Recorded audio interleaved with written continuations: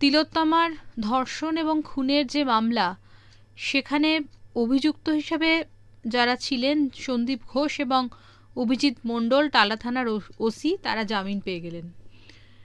এই পুরো যে বিষয়টা, সেটাকে কিভাবে দেখছেন? দেখুন, দেখার কিছু নেই, এটা আমরা বুঝতেই পারছিলাম যে এই ধরনের কিছু হতে চলেছে। কারণ হচ্ছে যে যদি দেখেন গত 10-12 বছর ধরে যা যা দুর্নীতির মামলা ইত্যাদি সমস্ত কিছু যা যা মামলা সিবিআই এর হাতে গেছে, সিবিআই কোনোটাই সমাপ্ত করতে পারেনি। একটা সিবিআই হচ্ছে যে একটা মানে কি ওভার রেটেড সংস্থা, আর তার কোনো রকমের কোনো এফিসিয়েন্সি নেই। 2 নম্বর যেটা কারণ হচ্ছে সে নোবেল প্রাইজও খুঁজে দিতে পারেনি, আর শিক্ষা দুর্নীতিরও কোনো সুরাহা করতে পারেনি, রেশন দুর্নীতির কোনো সুরাহা করতে পারেনি, অভয়াকাণ্ডেরও হচ্ছে যে তদন্ত সে সম্পূর্ণ করছে না। এখন ব্যাপারটা হচ্ছে অপদার্থতার থেকেও যেটা বড় যেটা হয়েছে সেটা হচ্ছে যে কেন্দ্র রাজ্য বোঝাপড়া, কেন্দ্রের শাসক দল এবং রাজ্যের শাসক দলের যে যোগসাজশ, যে সেটিং এর অভিযোগ যেটা দীর্ঘদিন ধরেই উঠছে, এখন বোঝা যাচ্ছে যে সেই অভিযোগ সত্যি এবং সেখান থেকেই সিবিআই কে রাজনৈতিক স্বার্থে ব্যবহার করা হচ্ছে।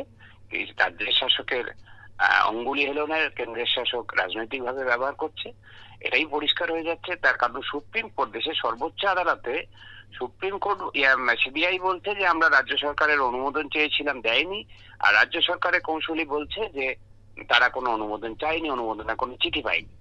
ফলে হচ্ছে যে এটা পরিষ্কার, এটা কাউকে বলে বোঝানোর দরকার নেই যে কি চলছে, কিভাবে চলছে। সিবিআই তদন্তের নামে একটা প্রহসন চলছে এবং সবাই দেখতে পাচ্ছে, সারা রাজ্যবাসী সবাই জানে যে হচ্ছে যে এই সন্দীপ ঘোষ, অভিজিৎ মণ্ডলের ভূমিকা অভয়াকাণ্ডে। অথচ সিবিআই তাদেরকে কোনো চার্জশিট দেওয়ার মতো কিছু খুঁজে পাচ্ছে না। রাজ্য যদি তারা চার্জশিট দিতে, আমরা জানি, বুঝতেই পারছি না যে কোনটা সত্যি, আদৌ তারা চার্জশিট দিতে চাইছে না নাকি হচ্ছে যে রাজ্য সরকার অনুমোদন দিচ্ছে না, কোনটা সত্যি সেটাই তো কেউ পরিষ্কার করে বলছে না।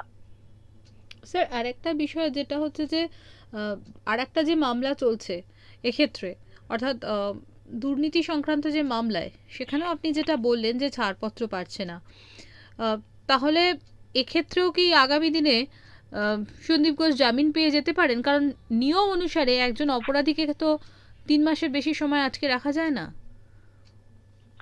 হ্যাঁ, সেটাই তো কথা, যে আইনের ফাঁক, যেমন আইন যেমন আছে, আইনের ফাঁকও আছে, আইনের ফাঁক বলে বেরোচ্ছে। 3 মাসের বেশি রাখা যায় না, কিন্তু 3 মাসের বেশি হচ্ছে যে 3 মাসের মধ্যে এইরকম একটা মামলা, যেটা সারা ভারতবর্ষ শুধু নয়, সারা বিশ্ব এটাতে নড়ে চড়ে বসেছিল, সারা বিশ্ব থেকে প্রতিবাদ ধ্বনিত হয়েছে। সেই রকম একটা মামলাতে সিবিআই কেন 3 মাসের মধ্যে চার্জশিট দেবে না, এটাই তো প্রশ্ন। ফলে 3 মাসের মধ্যে যদি চার্জশিট না দেয়, তাহলে হচ্ছে তাদের জামিন চাওয়ার অধিকার জন্মায়। আইনগত ভাবে হচ্ছে যে তারা হচ্ছে যাদের তো কিছু করণীয় নেই, জাজ 3 মাসের মধ্যে যদি চার্জশিট না দেয় তিনি জামিন মঞ্জুর করবেন, এটাই স্বাভাবিক। ফলে যেটা হচ্ছে যে সিবিআই এবং হচ্ছে যে রাজ্য প্রশাসন তাদের যোগসাজশে এটা এই যে 90 দিনের মধ্যে চার্জশিটটা জমা পড়লো না এবং সেই জমা দেওয়া হলো না, সেটা যাতে হচ্ছে যে এই আইনের এই ফাঁকটাকে ব্যবহার করতে পারে সন্দীপ ঘোষ, অভিজিৎ মণ্ডলরা, সেই জন্যই করা হলো না। স্যার, আরেকটা খুব ইম্পর্টেন্ট বিষয়, যে যখন অভয়ার এই ঘটনা ঘটলো, হাইকোর্টে যখন এই বিষয়টা গেল, তখন দেখা গেল যে স্বতঃপ্রণোদিতভাবে সুপ্রিম কোর্ট সেই মামলাটা গ্রহণ করলেন এবং প্রধান বিচারপতি DY চন্দ্রচূড় তিনি সহ আরও 3 জন বিচারপতির বেঞ্চে মামলাটি শুনানি হতে শুরু করলো। কিন্তু দেখা গেল যে কিছুদিন পর পর আস্তে আস্তে তার ডেট ক্রমশ বাড়তে থাকলো এবং এখন যেটা জানা যাচ্ছে যে সেই মামলার পরবর্তী যে শুনানি, সেটি হচ্ছে মার্চ মাসে। তাহলে এই যে তৎপরতা নিয়ে সুপ্রিম কোর্টের হাতে নেওয়া হলো, আবার দেখা গেল যে এখন তারাই এত স্লথ গতি নিয়ে এগোচ্ছে, এর মধ্যেও কি কোনো রাজনৈতিক উদ্দেশ্য থাকতে পারে বলে আপনি মনে করছেন? দেখুন, রাজনৈতিক উদ্দেশ্য আছে কি না আছে সেটা হচ্ছে যে বড় কথা, যেটা যে ঠিকই তো সুপ্রিম কোর্টে মামলা তো পরিবারও করেনি, আমরা চিকিৎসক সংগঠনগুলিও করিনি, আমরা হাইকোর্টে হচ্ছে যে হাইকোর্টে মামলা চলছিল, হাইকোর্টের থেকে সুপ্রিম কোর্ট স্বতঃপ্রণোদিত হয়ে যখন নিয়ে নিল, তখন সুপ্রিম কোর্টের একটা দায়িত্ব ছিল যে সিবিআই তদন্তটা টাইম বাউন্ড ম্যানারে যাতে শেষ হয় সেটাকে দেখার, সেটা সুপ্রিম কোর্ট দেখলো না। এটা পরিষ্কার হচ্ছে যে আমাদের দেশের বিচার ব্যবস্থা তারাও মুষ্টিমেয় প্রভাবশালী স্বার্থই দেখে। তারা আমজনতা, সাধারণ মানুষ, অত্যাচারিত মানুষ, তাদের স্বার্থ বিচার ব্যবস্থা দেখছে না। ফলে যেটা হচ্ছে যে মানুষ, সাধারণ মানুষ, যার তারা সরকারের উপরে, সরকারগুলোর উপরে আস্থা হারাচ্ছেন, শাসনের উপরে আস্থা হারাচ্ছেন, বিচার ব্যবস্থার উপরেও যদি আস্থা হারান তাহলে তো দেশে নৈরাজ্য নামে। তো নৈরাজ্যের পরিস্থিতি তো কোনোভাবেই কাম্য নয়।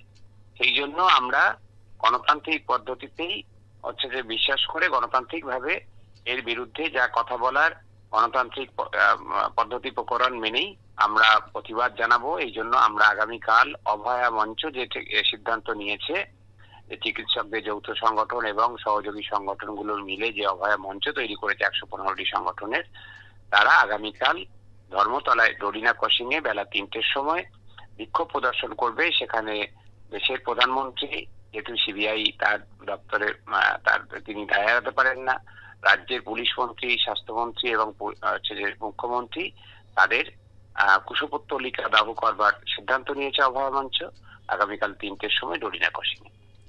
অভয়ার মা বাবা একটি কথা বলছেন যে তারা মানসিকভাবে হতাশাগ্রস্ত এবং পাশাপাশি গত দুদিন আগে সিবিআই এর যে ভূমিকা সেটা নিয়েও তারা যথেষ্ট হতাশা প্রকাশ করেছেন। সেখানে অভয়ার মা বাবা বলছেন যে আমাদের সম্পর্কে মানে মিথ্যে কথা বলছে সিবিআই, একটা এত বড় একটা এজেন্সি সম্পর্কে তারা এই কথা বলছেন যে মিথ্যে কথা বলছে সিবিআই। এই যে বিষয়টা, মানে আগামী দিনে তাহলে কি আর তদন্ত, ন্যায়, এই কথাগুলো শুধু অক্ষরে থেকে যাবে? একদমই তাই। সেটা হচ্ছে যে নির্যাতিত মানুষ, খুবই সরল সাদাসিধে মানুষ অভয়ার মা বাবা, এবং তাদেরই তো সবচেয়ে বড় ক্ষতি হয়েছে এ নিয়ে। মানে কারোর যদি ক্ষতি হয়ে থাকে, স্থায়ী ক্ষতি, তাহলে সেটা হচ্ছে পরিবারের। এবং এই আমরা বৃহত্তর অভয়া পরিবার আমরা বলছি, আমাদেরও নিশ্চয়ই ক্ষতি হয়েছে, কিন্তু সবচেয়ে বড় অপূরণীয় ক্ষতি যদি কারো হয়ে থাকে সেটা হচ্ছে অভয়ার মা বাবার, তাদের পরিবারের। ফলে তাদের এই যে অসহায়তা, যে রাষ্ট্র ব্যবস্থা, বিচার ব্যবস্থা, প্রশাসন সবাই যদি হচ্ছে যে বিচারের নামে প্রহসন করেন তাহলে তারা যাবেন কোথায়? এবং এইরকম শুধু অভয়ার ক্ষেত্রে নয়, এরকম হচ্ছে যে অজস্র কেস রয়েছে যেগুলোতে তারা বিচার পাচ্ছেন না। বিচারের নামে দীর্ঘসূত্রিতা, বিচারের নামে প্রহসন এ চলতেই থাকছে। ফলে এই একটা অভয়া শুধু নয়, এরকম আমাদের যে বিচার হচ্ছে যে মানে বিচার ব্যবস্থার কাছে সাধারণ মানুষের স্বার্থ কখনোই অগ্রাধিকার পাচ্ছে না। মুষ্টিমেয় যারা বিত্তবান মানুষ, প্রভাবশালী মানুষ, তাদের স্বার্থ সুরক্ষিত হচ্ছে, বিচার ব্যবস্থা তাদের স্বার্থ সুরক্ষিত করবার জন্য কাজ করছে। এটা হচ্ছে যে আমাদের সিস্টেমের গলদ, এবং এই সিস্টেমের গলদ তার একদিনে শুধরাবে না। বিচার ব্যবস্থার আমূল সংস্কার চাই, কিন্তু হচ্ছে শাসক সবসময় চাইবে যে বিচার ব্যবস্থাকে তার পক্ষে ব্যবহার করতে। এইসব বিষয়ে অনেক বৃহৎ বিষয় চলে আসে। অভয়ার মা বাবার ক্ষেত্রে তাদের হতাশ হওয়ার যথেষ্ট কারণ রয়েছে, কিন্তু আমরা যারা চিকিৎসক সমাজ এবং হচ্ছে যে যারা নাগরিক সমাজ যদি বলেন, আমরা হতাশ হচ্ছি না এই কারণ হচ্ছে যে আমরা আশাও করিনি যে এই বর্তমান শাসকরা এবং বর্তমান বিচার ব্যবস্থা হচ্ছে যে বিচার দেবে বলে, সঠিক বিচার দেবে, ন্যায় বিচার দেবে বলে আশাও করিনি। আমরা আমাদের মধ্যে বরং ক্ষোভের জন্ম নিচ্ছে, ক্ষোভের সঞ্চার হচ্ছে, ক্ষোভ পুঞ্জীভূত হচ্ছে। এই ক্ষোভ থেকেই আমরা আন্দোলনটাকে আরো তীব্রতর করবার সংকল্প নিচ্ছি। স্যার, আরেকটা খুব গুরুত্বপূর্ণ প্রশ্ন আমাদের মনে রয়েছে, সেটা হচ্ছে যে বিভিন্ন মহলে যখন আমরা এই বিষয়টা নিয়ে আলোচনা করছি, সকলে একটাই কথা বলছেন যে জামিন পাওয়া মানেই কিন্তু নির্দোষী প্রমাণিত হওয়া নয়। এ কথা নিঃসন্দেহে সত্যি, কিন্তু আমরা অতীতেও দেখেছি যে বিভিন্ন ক্ষেত্রে বা বিভিন্ন দুর্নীতির ক্ষেত্রে যারা জামিন পেয়েছেন, আজকের দিনে কিন্তু তারা বহাল তবিয়াতে ঘুরে বেড়াচ্ছেন, বিভিন্ন দায়িত্বভারও গ্রহণ করেছেন। তো এই যে যাদের নিয়ে আমরা এই মুহূর্তে কথা বলছি, সন্দীপ ঘোষ, অভিজিৎ মণ্ডল, তাহলে আগামী দিনে তারাও তো বহাল তবিয়াতে ঘুরে বেড়াবেন, তারাও হয়তো গুরুত্বপূর্ণ পদে অধিষ্ঠিত হবেন।